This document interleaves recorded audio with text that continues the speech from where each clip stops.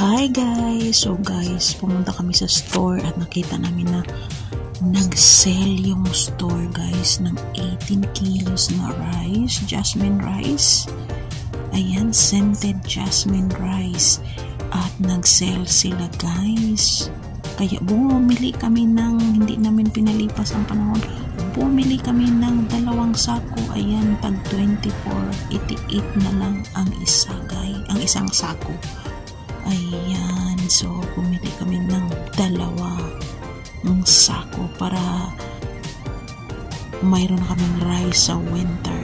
Ayan, so kibali guys, 3 sako yung nabili namin kasi nakapili kami ng una na regular price na 33.